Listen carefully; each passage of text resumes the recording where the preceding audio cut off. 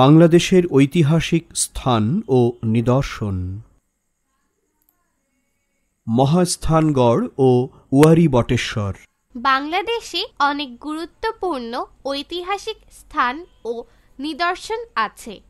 এই নিদর্শনগুলো থেকে আমরা অতীতের সংস্কৃতি ও সভ্যতা সম্পর্কে জানতে পারি।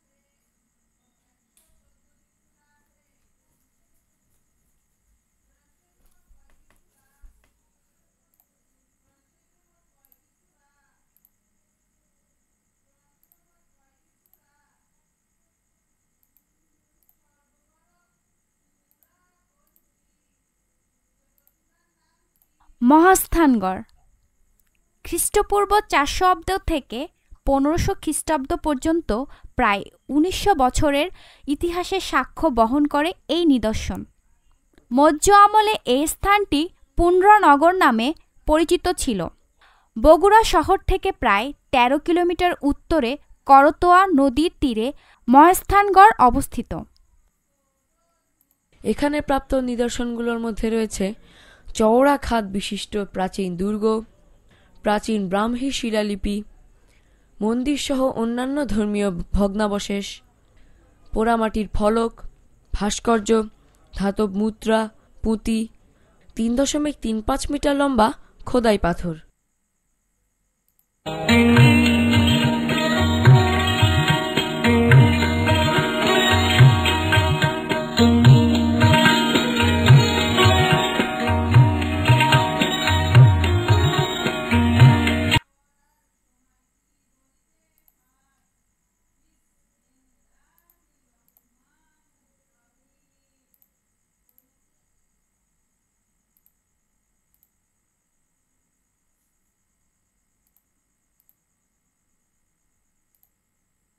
উয়ারী বটেশ্বর নরসিংদী জেলার উয়ারী ও বটেশ্বর নামক দুটি গ্রামে খ্রিস্টপূর্ব 450 অব্দের মৌর্য আমলের নিদর্শন পাওয়া গেছে। এই সভ্যতাটি সমুদ্র বাণিজ্যের সাথে সম্পর্কিত ছিল। প্রাচীন নগর সভ্যতার নিদর্শন স্বরূপ এখানে প্রাচীন রাস্তাঘাটও পাওয়া গেছে। এখানে প্রাপ্ত জিনিসের মধ্যে রয়েছে রৌপ্য মুদ্রা, হাতিয়ার এবং পাথরের পুঁতি।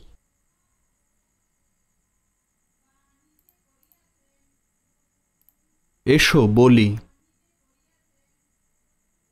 প্রাচীন নিদর্শনগুলো রক্ষা করার প্রয়োজন কেন, শিক্ষকের সহায়তায় আলোচনা করো। জাদুঘরের সংরক্ষিত নিদর্শনগুলো থেকে আমরা কি জানতে পারি? এসো লিখি। পাথরে খোদাই করা বুদ্ধের দণ্ডায়মান চিত্রটি লক্ষ্য করো। যারা এটা দেখেনি তাদের জন্য এটি সম্পর্কে বর্ণনামূলক একটি রচনা লেখো। আরও কিছু করি। পর্যটকদের জন্য মহাস্থানগড়ের একটি আকর্ষণীয় পোস্টার তৈরি করো। মহাস্থানগড়ের কোন কোন জিনিস মানুষকে আকৃষ্ট করবে যাচাই করি।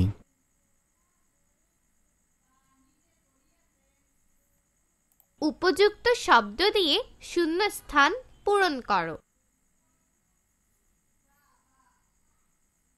দুটি নিদর্শনই খ্রিস্টপূর্ব 400 অব্দের কাছাকাছি মৌর্য সাম্রাজ্যের দুটি নিদর্শনই খ্রিস্টপূর্ব 400 অব্দের কাছাকাছি মৌর্য সাম্রাজ্যের ইতিহাস বহন করে।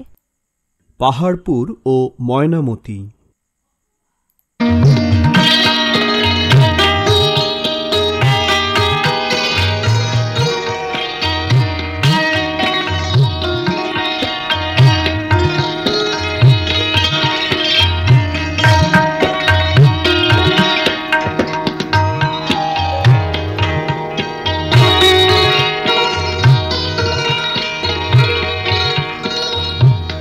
পাহাড়পুর।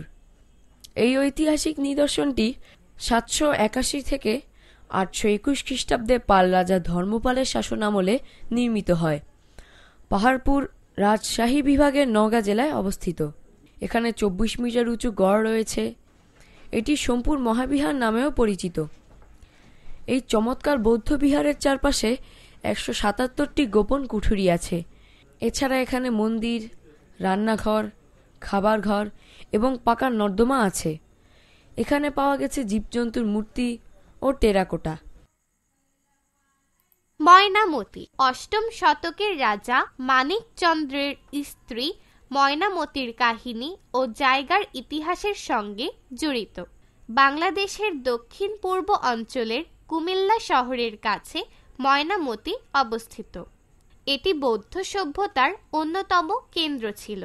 তবে এখানে হিন্দু ও জৈন ধর্মেরও নিদর্শন পাওয়া গেছে।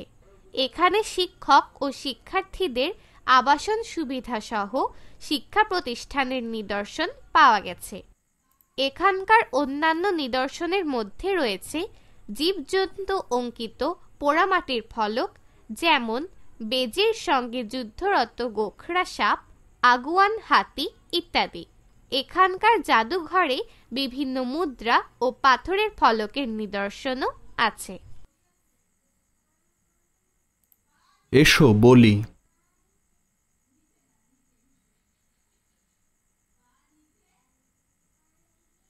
পাহাড়পুর ও ময়নামতির মধ্যে কোন স্থানটি তোমরা দেখতে যেতে চাও তা জোড়ায় আলোচনা করো।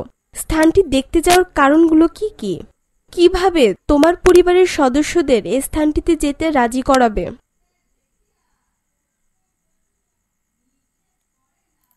এসো লিখি।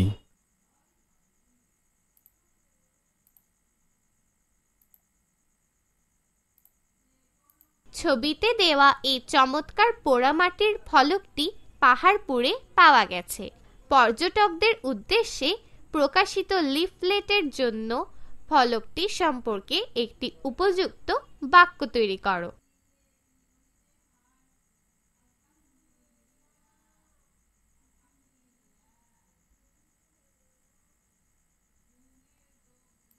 আরও কিছু করি। মনে করো তুমি একজন প্রত্নতাত্ত্বিক এবং তুমি পাহাড়পুর আবিষ্কার করেছ। সেখানে খনন করার পর তুমি যা যা খুঁজে পেতে পারো সেগুলোর বর্ণনা দাও।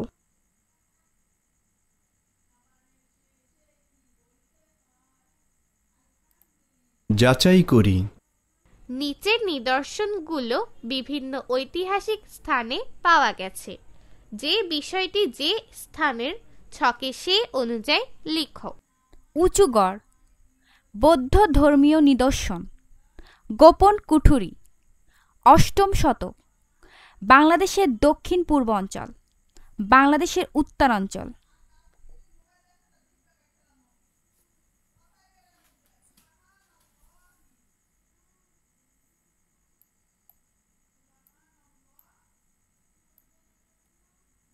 সঠিক হয়েছে।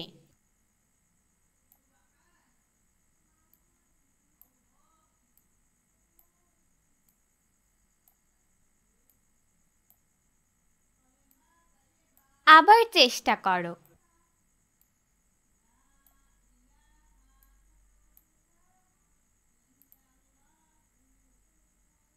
পাহাড়পুরের মাটি খুঁড়ে যেসব নিদর্শন পাওয়া গেছে তার কয়েকটি ছবি নিচে দেয়া হলো।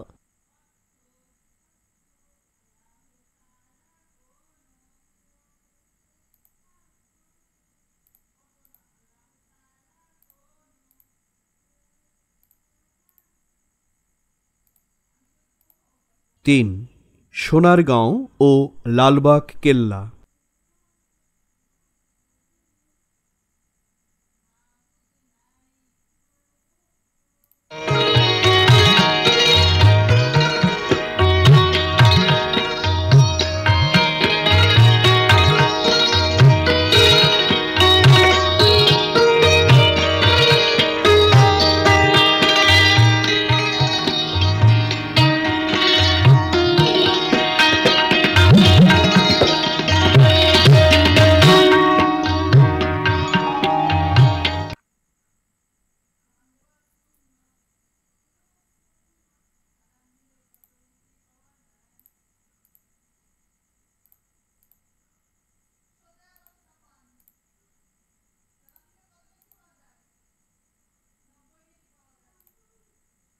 সোনারগাঁও।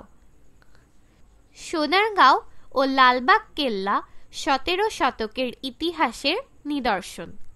সোনারগাঁও ঢাকার দক্ষিণ পূর্ব দিকে নারায়ণগঞ্জ জেলায় মেঘনা নদীর তীরে অবস্থিত। সোনারগাঁও প্রাচীন বাংলার মুসলমান সুলতানদের রাজধানী ছিল। এখনও সেখানে সুলতানি আমলের অনেক সমাধি রয়েছে, যার একটি গিয়াসউদ্দিন আজম শাহের মাজার।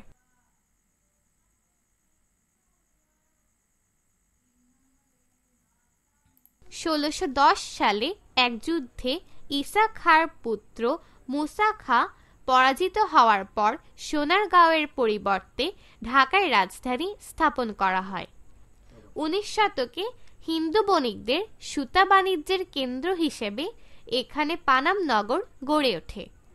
সোনারগাঁওয়ের গৌরব ধরে রাখার জন্য শিল্পাচার্য জয়নুল আবেদিন 1975 সালে এখানে একটি লোকশিল্প জাদুঘর প্রতিষ্ঠা করেন। লোকশিল্প জাদুঘরটি বাংলাদেশের অন্যতম পর্যটন কেন্দ্র।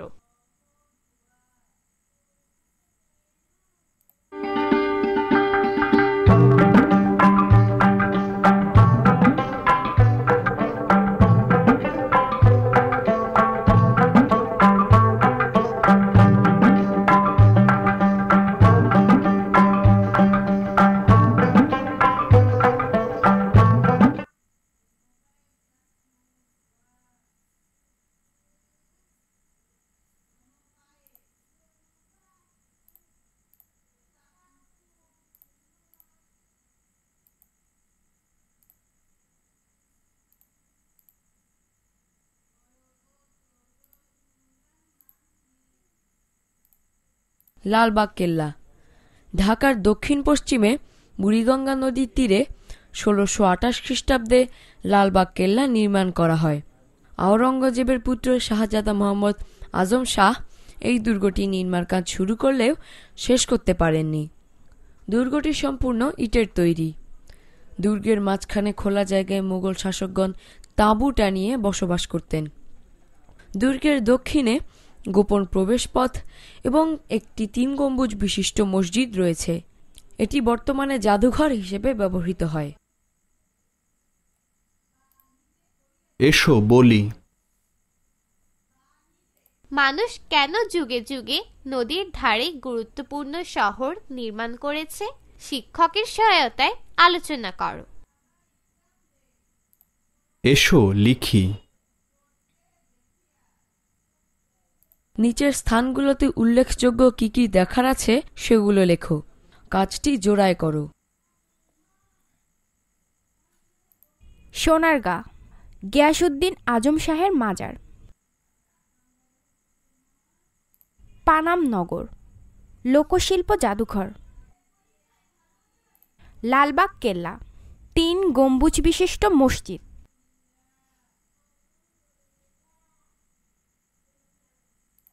আরও কিছু করি।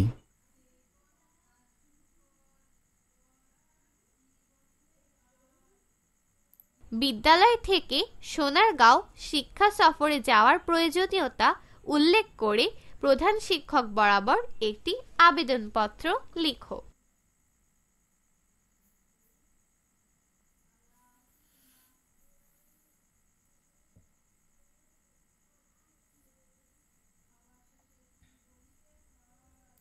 যাচাই করি।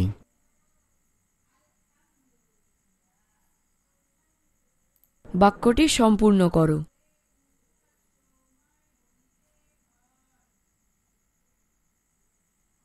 সোনারগাঁওয়ের নির্মাণকাল 17 শতাব্দী। এ সময় মুসলমান শাসকেরা ক্ষমতায় ছিলেন। আহসান মঞ্জিল।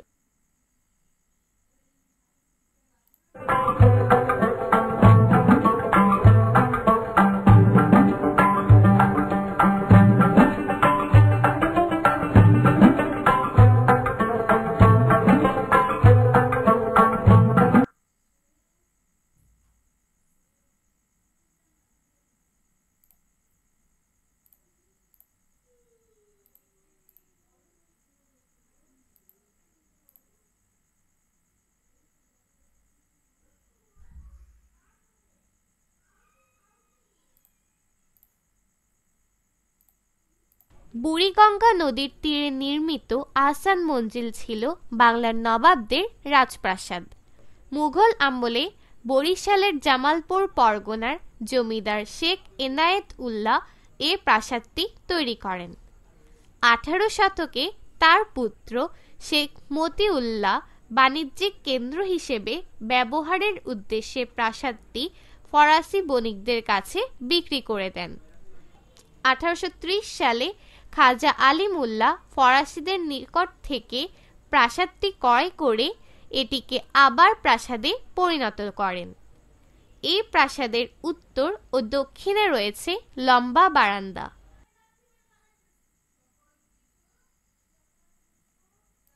এছাড়া রয়েছে জলসাঘর, দরবার হল, রংমহল। আহসান মঞ্জিল বাংলাদেশের একটি উল্লেখযোগ্য স্থাপত্য নিদর্শন। জমিদারি প্রথার বিলুপ্তি ঘটলে এ ভবনটি তার ঐতিহ্য হারায়। 1985 সালে বাংলাদেশ সরকার প্রাসাদটির তত্ত্বাবধানের দায়িত্ব নেওয়ার পর তার প্রাচীন ঐতিহ্য ফিরিয়ে আনা হয়। 1888 সালের টর্নেডোতে ভবনটি ক্ষতিগ্রস্ত হয়, কিন্তু পরে তা আবার মেরামত করা হয়। বর্তমানে এটি জাদুঘর হিসেবে ব্যবহৃত হচ্ছে। এসো বলি। প্রাচীন স্থাপনাগুলো রক্ষণাবেক্ষণে প্রচুর অর্থ ব্যয় হয়। তারপরও সেগুলোর সংরক্ষণ করা উচিত কিনা এ নিয়ে শ্রেণীতে একটি বিতর্ক আয়োজন করো। বিতর্কে দুটি দল পক্ষে ও বিপক্ষে বলবে। তোমার দলের পক্ষে সবচেয়ে ভালো যুক্তি উপস্থাপন করো।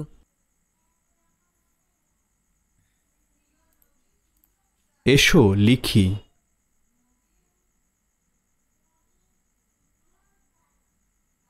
এই অধ্যায়ে 4টি ভিন্ন ভিন্ন সময়ের ঐতিহাসিক স্থাপনা নিয়ে আলোচনা করা হয়েছে।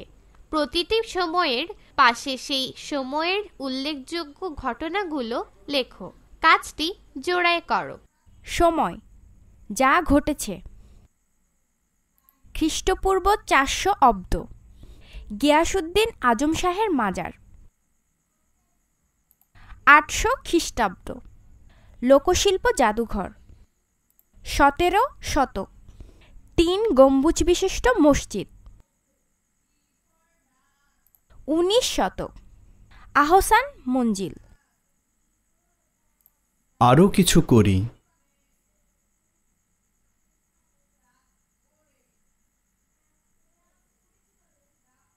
এই অধ্যায়ে যে 4টি সময় নিয়ে আলোচনা করা হয়েছে তার ঘটনাপঞ্জি তৈরি করো।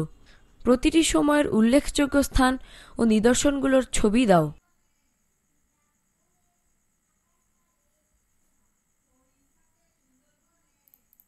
যাচাই করি।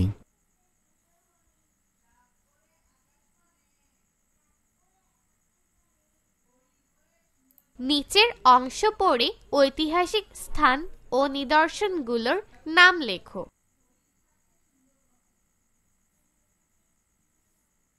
ক. মৌর্য আমলে এই স্থানটি পুণ্ড্রনগর নামে পরিচিত ছিল, মহাস্থানগড়। খ.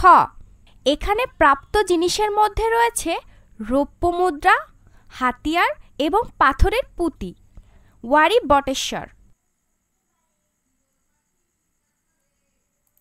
গ. এখানকার জাদুঘরে বিভিন্ন মুদ্রা ও পাথর ফলকের নিদর্শনও আছে, ময়নামতি। ঘ. দুর্গের দক্ষিণে গোপন প্রবেশপথ এবং একটি 3 গম্বুজ বিশিষ্ট মসজিদ রয়েছে, লালবাগ কেল্লা।